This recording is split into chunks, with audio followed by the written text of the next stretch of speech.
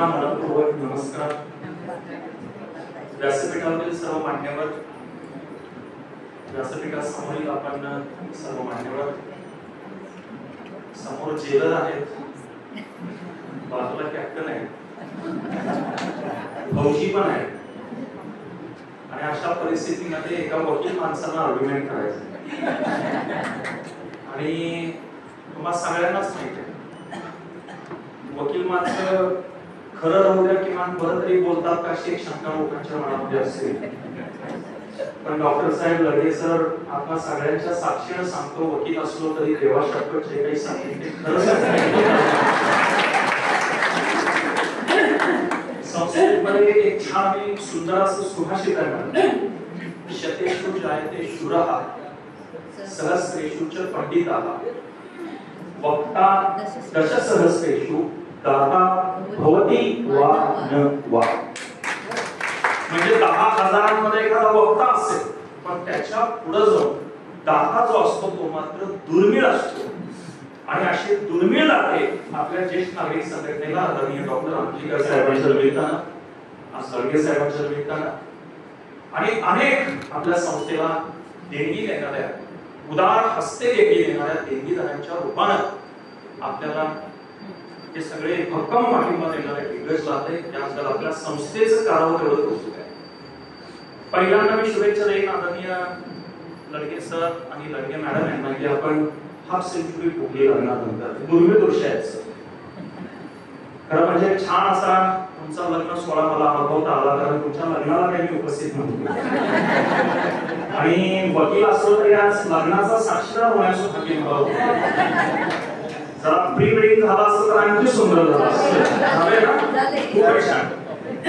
आणि जेव्हापासून मी आलो या प्रांगणामध्ये लडगे सरांचा, मॅडमांचा आणि सगळ्यांचाच जाधव सर, पाटील सर जो उत्साह बघितला आणि काय एकेकांचा स्कोर 93, 94, 85, 87 माझ्या पोटात खडकी मारायला लागली. आता लोकांना सांगायचं काय म्हणजे एक वेळ तुम्ही सगळ्यांनी बोलावं आणि मी ऐकत बसावं असं मला वाटलं. पण आता नियोजित वक्ता म्हणून आपण पत्रिकेमध्ये नाव छापलेलं आहे, त्याच्यामुळे कार्यक्रमाला जरी उशीर झाला असला तरी तुमची सहनशीलता आणि सोशिकता आणखी एक तुम्हाला अर्धा तास वाढवावी लागेल, अर्धा तास.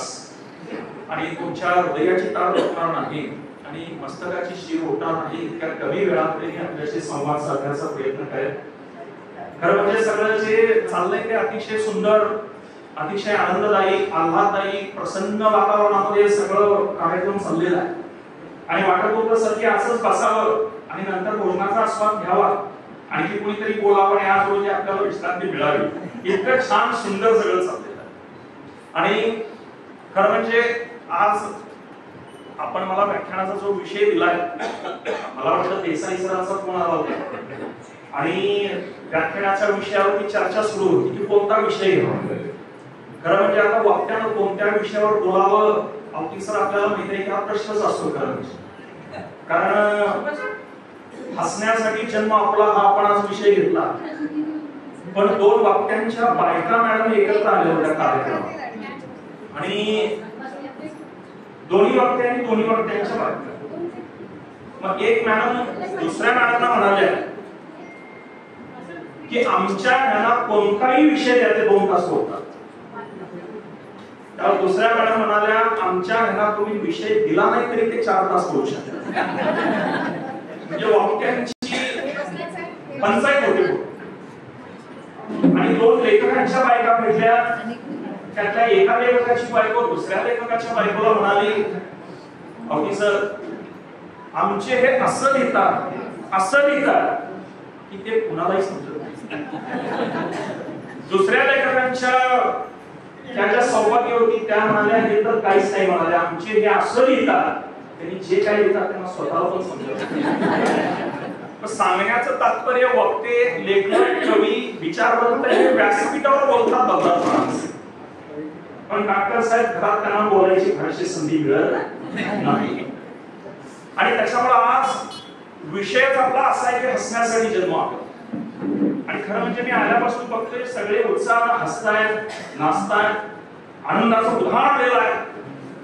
आणि इतक्या छान वातावरणामध्ये दडगे सर, मी तुम्हाला शुभेच्छा देतो की तुमच्या लग्नाचा 100वा सुद्धा वाढदिवस साजरा व्हावा आणि त्या कार्यक्रमाला वक्ता म्हणून तुम्ही मला बोलवा, म्हणजे मला उपस्थित राहा, म्हणजे माझं पण आयुष्य वाढेल. आणि अशी सगळी आनंदाची परिस्थिती आहे. 2019 नंतर आपण सगळेजण आहोत, बरोबर ना? आठवलं असेल 2019 म्हटल्यानंतर कोरोनाची महाभयंकर लाट आली आणि त्याच्यानंतर आज जवळजवळ 5-7 वर्षांचा कालावधी ओलांडून गेलेला आहे. आणि त्या कोरोना नंतर जे राहिले ते सगळे खरोखर आपण भाग्यवान आहोत म्हणून परमेश्वराचे आपण एकदा आभार मानूया, त्याच्याबद्दल एकदा आपण कृतज्ञता व्यक्त.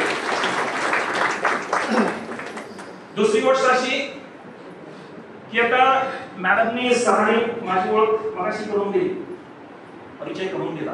ऍडव्होकेट आहेत, प्राध्यापक आहेत, वक्ते आहेत.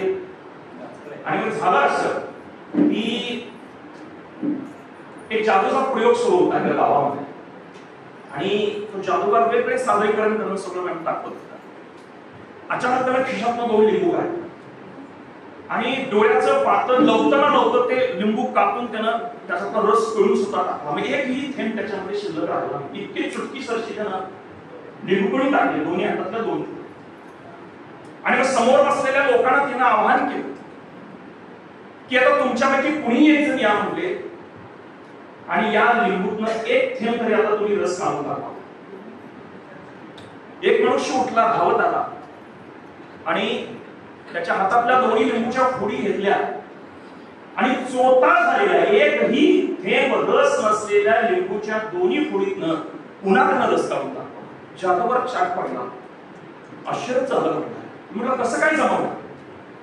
त्यावर तो म्हणाला, मी कॉलेजमध्ये प्राध्यापक, दिवसभर पोरांना पिळून काढतो, शिवाय एक वक्ता पण आहे. संध्याकाळी लोक मला कॉलेज सांगतात की व्याख्यानाला बोलतात, तिथं मी लोकांना 2-2 तास पुन्हा पिळून काढतो. तुमच्या लिंबाचा रस काढायचं माझ्या तर काय आवडत.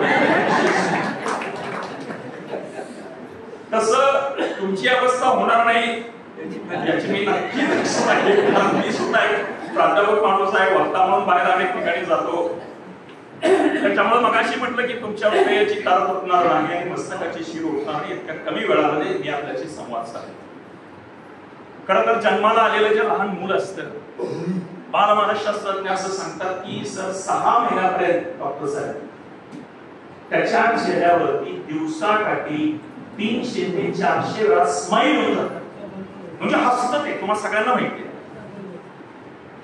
जन्माला आलेलं मूल जे 6 महिने ते 1 वर्षापर्यंत, 6 महिने ते 1 वर्षापर्यंत भरपूर असतं. आणि आमच्यासारखी लग्न झालेली जी प्रापंचिक माणसं आहेत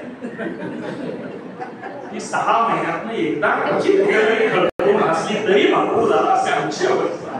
आज सुद्धा काही जणांचे चेहरे तर बघितले, ज्येष्ठ नागरिकांचे व्यासपीठावरचे घरचे बघितले तर निरागसता आहे, आनंद आहे चेहऱ्यावरती, उत्साह आहे. म्हणजे इतकं ही निरागसता कधी असते शक्यतो? म्हणजे मी जर अनेक महाराष्ट्राच्या अनेक व्यासपीठावर बोललो की अगदी छातीतोपणे सर मी सांगितलं की माणसाचा लग्नापर्यंतचा